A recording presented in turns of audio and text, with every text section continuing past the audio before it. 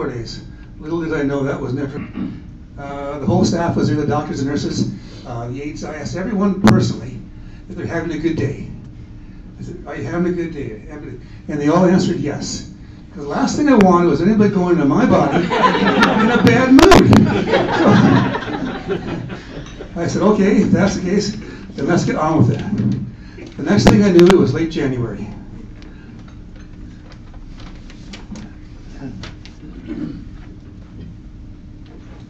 So Graham was in the ICU for 28 days. And I'm just going to tell you what he went through that he doesn't know he went through in those 28 days. So he received his lungs on the 21st of December. On the 23rd of December, he went into delirium. They had woken him up shortly after Christmas on Boxing Day, and he didn't know where he was, he didn't know who he was, he couldn't breathe properly, he was in the midst of having pneumonia and rejection at the same time. So Christmas Day, before that, he did wake up, so you know, he did say, "I love you," and that was it. So on the 26th, he had respiratory failure, so he was sedated again. He was put back on the ventilator and brought back up to the ICU, where he remained for a couple of weeks. On the 29th of December, he had rejection, so they did steroids and plasma transfusions. On the 30th of December, he had kidney failure, so he went on dialysis. On January 1st, they paralyzed him and they laid him prone on his stomach for over 20 hours. The next morning when he woke up, his left fingers were all black due to the Raynaud's that he has from his scleroderma, which he calls his bonus disease. And eventually he had to have those amputated. On the 4th of January, he finally opened his eyes. He had no idea where he was. He didn't know who we were. On the 5th, he got a very high fever, and we had to do blood transfusions. And I'm going to go on a little bit more, but it was a very interesting time for us because Michelle and I were there every day, and our boys came to visit us as they could, but of course one lived out west and the other one was looking after the ski shop because Graham wasn't supposed to be in retirement mode, so we were short-staffed there. So Michelle and I really did the heavy lifting on that one. I became the crazy wife and mother, but you know, hey, so be it. But you have to stay out of the rabbit hole because every day you go in, we lived in Toronto, we had moved there in December, and every day you go in and there's one more thing, and there's one more thing, and the doctors are so good about saying, you don't have to worry about this, Mrs. Gardner, because eventually it's going to get better, and we're going to fix this, and he's not going to die on you, but you just have that feeling that something's going to go wrong. So finally by January 8th, he did open his eyes and look into my eyes, and he actually saw me for the first time. We're talking 3 weeks here. He wiggled his toes, but he had no upper body movement. On January 10th was the first time he could actually squeeze my hand, but only on his right side. His left side was still totally immobile. We finally got him to a wheelchair, so he got out of his bed on January 12th. So he went in December 21st, and it took 3 weeks before we could even get him out of bed into a wheelchair. And they had told us that he was going to be on a treadmill within 2 days. Don't you worry. He's going to be in here and out of ICU in a week, and then we're going to have him in step-down unit, which is a sort of a level of ICU, and then he's going to be in a ward and home in 4 weeks, 4 to 5 weeks, and that certainly did not happen for us. So finally, he squeezed his left hand on the 17th. He was taken off the ventilator after 22 days, and he had a tracheostomy done and was moved to step-down unit. Now before, when we were at St. Mary's, Graham had decided that he didn't want me to be the person that was going to make the decision whether he lived or died. And so Michelle took that burden on for us as a family, and so we made it legalese with our lawyer, who Steve Sweeney, love him to death, charged us to come to KW, or St. Mary, but hey, it's okay. Lawyers have to make a living somehow. And so Michelle was the one that made all those decisions. So when it's time to put a tracheostomy in, I'm not the one to decide yes or no, it's Michelle. And you should have seen her in that room. She had about 15 doctors at the end of the bed, and she wanted to know everybody's opinion before she finally said, yes, you can take him off the ventilator and trach him. So that's where he would breathe then through his neck. and then they would eventually downsize that trach to a lower level so he could speak. He finally recognized us the first time on January the 19th, and that was the very first time that he left the ICU room and went down into the hallway, which was a big step for us. And then on the 20th, he started writing on a little whiteboard, crazy, and you'll talk about that in a couple slides. And on the 22nd was the first time that he was allowed to take anything by mouth, and those were ice chips. So we're talking an entire month being like on a feed drip, and he lost an amazing amount of weight, unbelievable. So he was 28 days in ICU, and for us it seemed like a lifetime. But we had a lot of family and friends there to support us, and one thing, when you're in the ICU, you live in an ICU waiting room. So I don't know if anybody's ever been. I know that we've got, yes, I know somebody who knows our story very well, right? Been there, done that.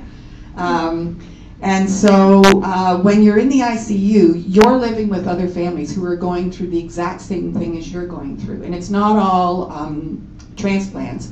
There are other situations, drug overdoses, somebody trying to commit suicide, etc. And so you're living with those families, and there's a room on the side, and when it's the last days of the patient in the ICU, the family gets that room. And you know, when you see the family that was beside you for 3 weeks go into that room, it's not good. And you never want to go into that room. That's the private room where they can sleep, and they have a bed, and a little couch area. And so you start to make friends, and you start to learn about, why someone committed suicide when they drank a bottle of Lysol and their insides are just destroyed. And then you see, we had somebody who had gone in because he was an asthma, prone to asthma. It was just before Christmas. His name was Jay, and he ended up, they gave him the wrong medication, and he ended up dying in February. And it was very sad. It was a sad time for us. So we lived through that. So even though Graham was, having some success and getting better and having lots of visitors, we lived through quite a bit of that. And I think that's pretty much my story. And again, Michelle was there, and every night we would go to the condo and we would regroup, and my brother came up. I have two brothers. They came up quite a bit. Graham's family, brothers and sisters, came to visit. And of course his parents were there several times. And it's hard on the family. It's really difficult on the family. We who are living through it day to day tend to, I think, be better at it because it's just, you just bear that. Whereas when you have family and friends coming in and they have to see their loved one and their friend in a bed, incoherent, eyes glazed, it's difficult. And but we were there and we supported each other and we made it through. And finally, he woke up. So, spoiler alert, the story has a good ending. It does have a happy ending, just so we'll get too far down. So yes, I woke up 28 days after I was wheeled into the operating room, and I was totally confused. I was, on the drugs. I had a tube in my nose. I had tubes in my chest. I was breathing through my neck. I couldn't move my legs or my arms. I lost 35 pounds of muscle. When you're laying down for over a month, muscle deteriorates in a hurry. I couldn't even raise my hands to my face. I couldn't understand why my hand had gone black. Drugs. My vocal cords were paralyzed from all the things inside my throat in the operations. I couldn't speak. My epiglottis was paralyzed up. I couldn't swallow anything, especially liquids, or go down into your lungs. So when you swallow normally, it'll close up and goes down in. That was all shut off. So to communicate, Louise got me a whiteboard and a marker. Works really well. What language is that? So I was, this made total sense to me. I'm writing down, well, first of all, I couldn't move a lot, but I'm writing down, and they couldn't understand it. Michelle and Louise are trying like charades to figure this out. And all it says is, I want pudding. I'm going, what is wrong with you people? It's right there. I just want to say that after 28 days, pudding was not what I wanted to hear come out of his mouth. So after I was stepped down here for 10 days, I got sent down the 7th floor. The 7th floor is where my rehab all started out. Now rehab was, first thing I had to learn how to sit up, just to get your organs in a sitting position as opposed to laying down. That was very stressful on my head and my lungs and my heart. I had to learn to sit up. Then I had to learn how to stand, and then I had to learn how to walk. We have you're walking? Yep. And that was very, very difficult. I had no body mass anymore. I just put some on, but this is the therapy girls who are fantastic. They know how hard to push you, they know when to stop. But these two ladies were. Oh, it's not showing? That's not. Why is it not on here? Sorry, it didn't transfer over. Did we get it work? It's just got to be dragged over. Dragged over to.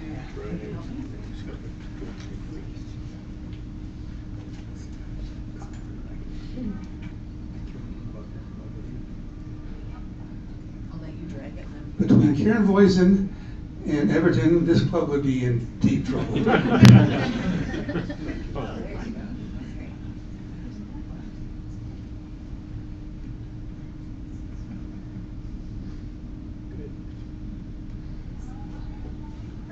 Thank you.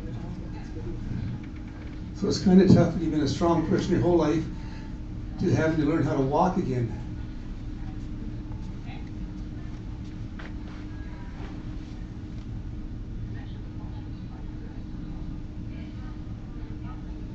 You knew what you were doing at that time, did you? Yes, I was conscious now. My feet weren't really going straight every time, but at this point I'm conscious. Still on a lot of drugs, but no, I'm in rehab now.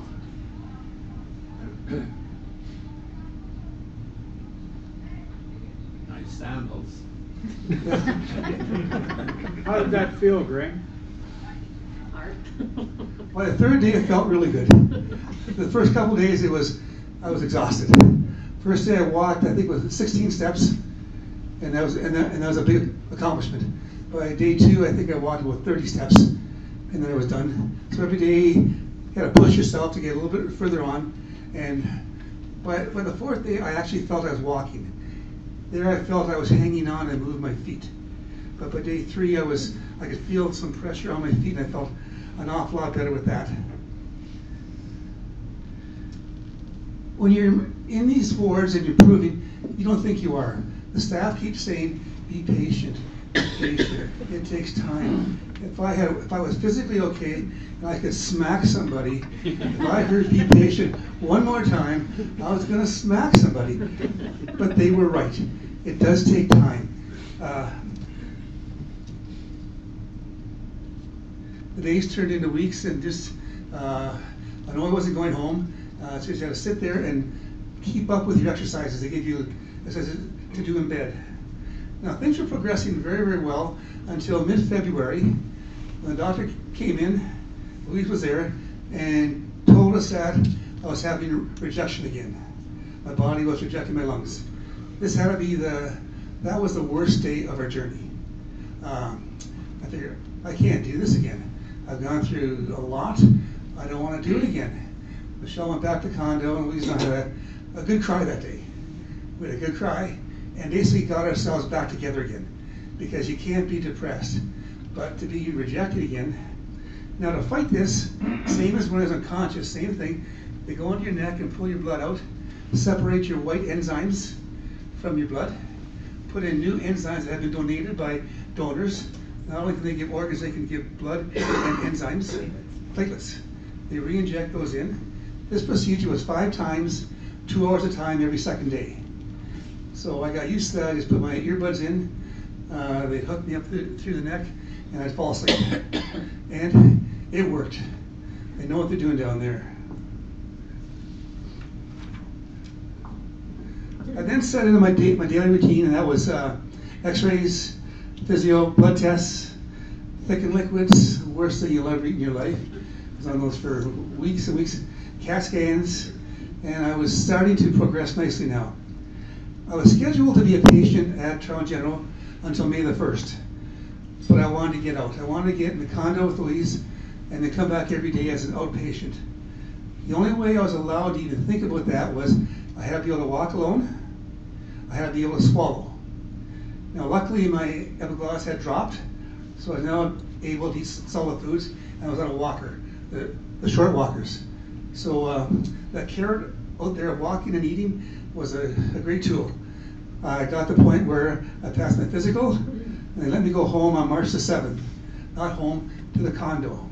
We came back every day to the hospital for all my tests every day. So I became an outpatient 11 weeks after surgery. The best part of this being an outpatient, I was allowed to come home on weekends. So after my physio on Friday afternoons, Louise and I would jump in the car, Louise would drive, and we'd come home to Kitchener into our own home, our own living room, my cats, and that was probably the best therapy of anything, was just getting away from a hospital environment or the condo, which is very sterile, and we could get ourselves home.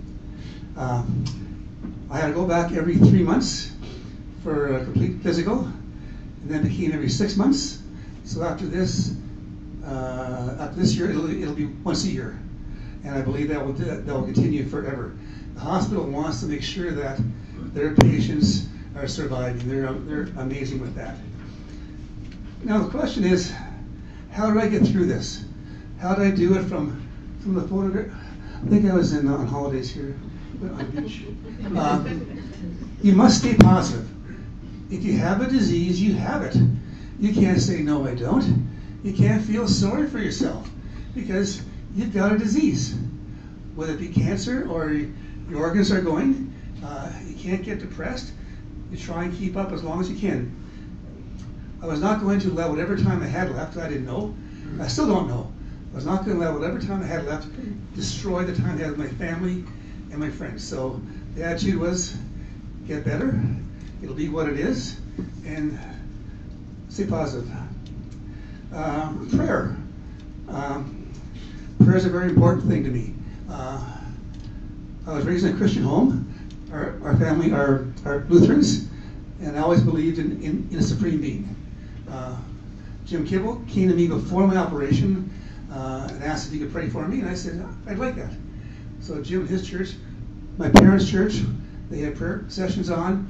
Many of my Rotary friends here, many of you guys, and girls, guys is a generic term, have told me that they were praying. And it does help, so don't laugh at it, don't mock it. The power of prayer is very, very powerful. I knew I was not going to die, and I didn't. Now, while I was in that induced coma and then paralyzed, my mind did stay very active. A lot of people in a coma will go through what are called night terrors, and they get nightmares and all sorts of things. Luckily, I didn't. Twice I went to Jamaica on a Russian airliner. I don't know why it was Russian. Same plane both times. I went to an all-inclusive resort in Jamaica. Great golf course. Swimming pools. What did you take? Twice I went to Scotland.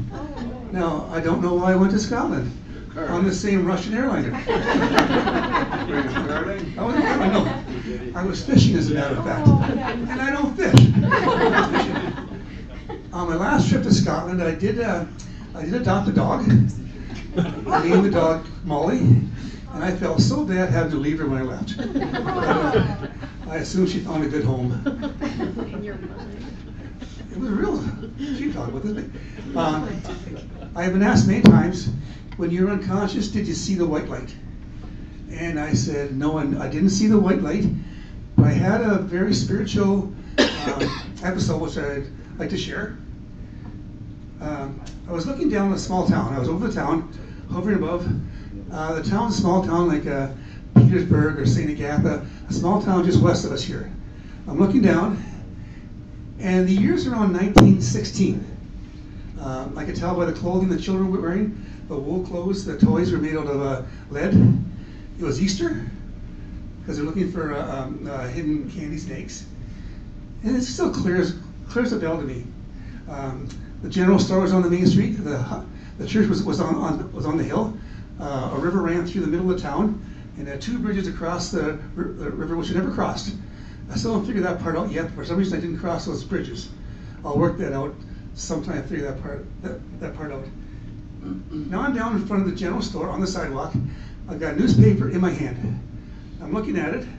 Front page.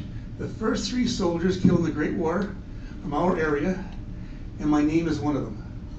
So my name is listed as one of the first 3 soldiers killed, which is shocking. Then, bam, I'm now in the 50s, which is the decade I was born in. Now I'm in the 50s. Reincarnation, I don't know, I don't believe that, but I'm in the 50s now. I say out loud, how can I be here when I know I died in the Great War? And a voice behind me said out loud, you are not dead until you say you are dead.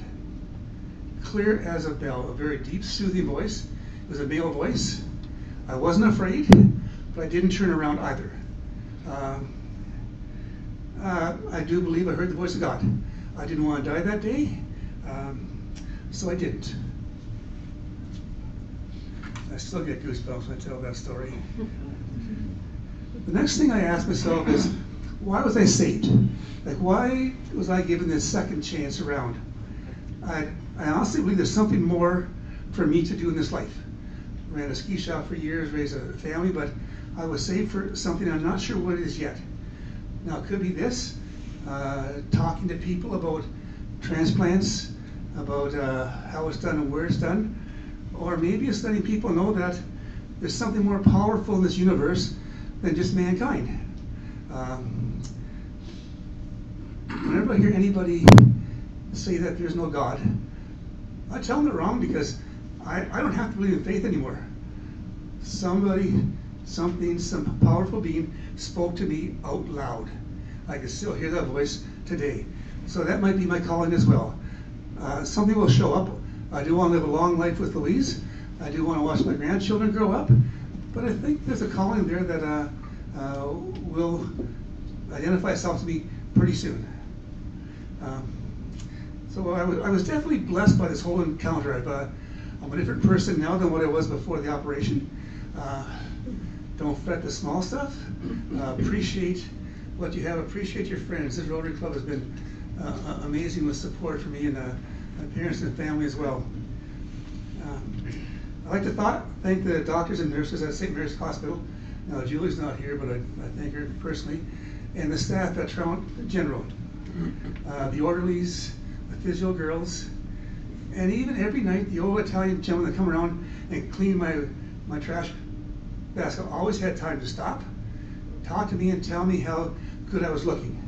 And just that gentleman, I never got his name, but every day just stop and talk to me. That goes a long way when you're alone in a hospital bed.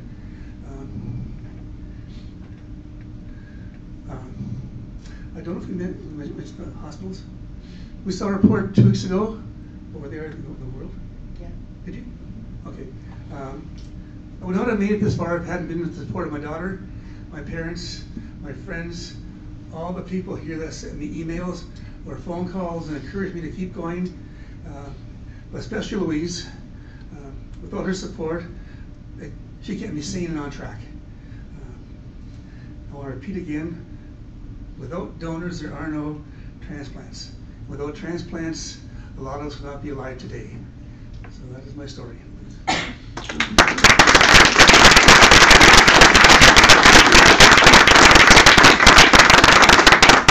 So just to close, there was a press release that Toronto General Hospital is one of the 10 best hospitals in the world.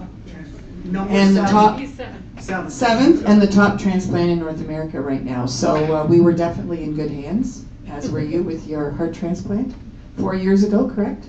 4 years in July. 4 years in July and counting. One organ donor can save up to 8 lives and enhance as many as 75 more through the gift of tissue. So this is your opportunity to make sure you go to the website and ensure that you're registered. Thank you. Anyone have any questions? Yes.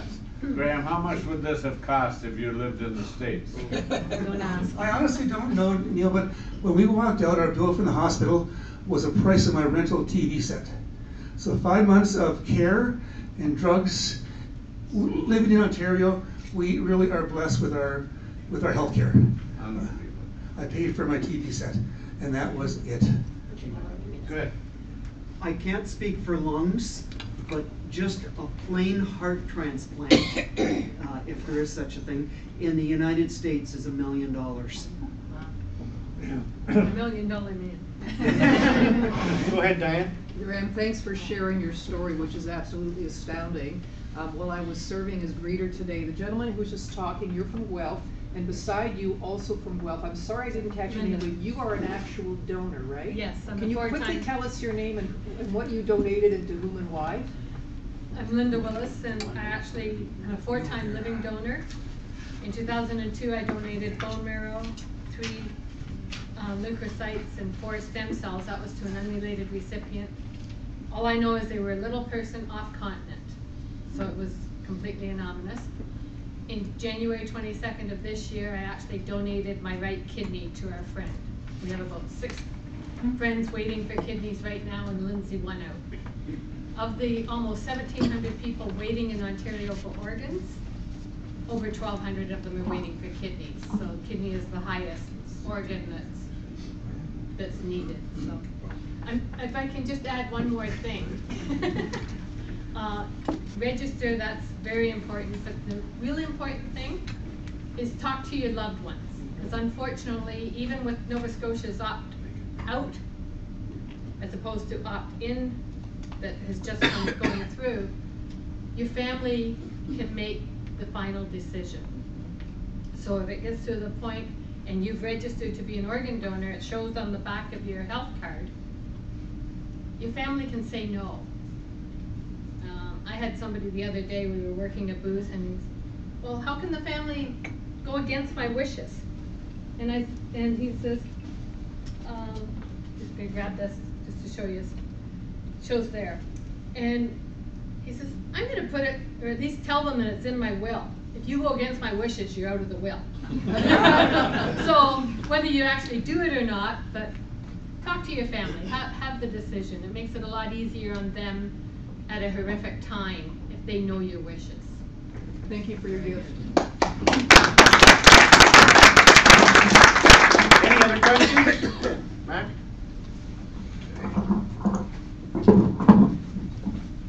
Did you have a condo? I was going to ask, did you rent that or did We you? rented one, yes, rented a condo. The one expense we did have, because we're 2 hours away from downtown, was a condo.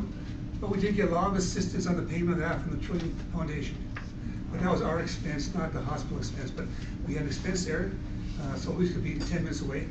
But then we did get assistance from Trillium. And condos in Toronto are going between $2,800 and $3,800 a month. So anybody who's on a transplant list who's waiting has to be in Toronto while they wait. So they could be in Toronto for a year or so and have to incur those expenses. So Trillium is very good in assisting with that type. And the Chelsea Hotel also has some really good room rates as well for families coming in and spending time with their loved ones.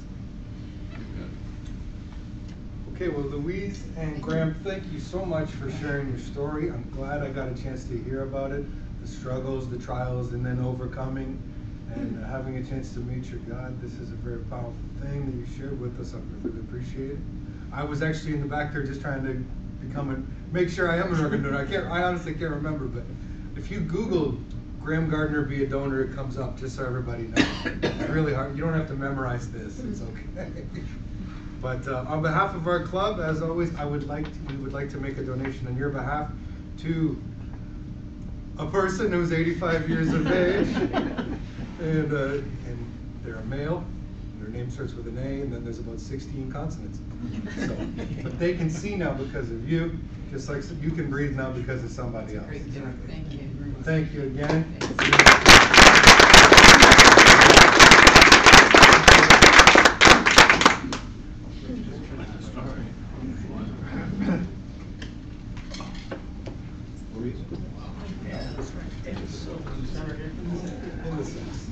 still block Brad Swanson.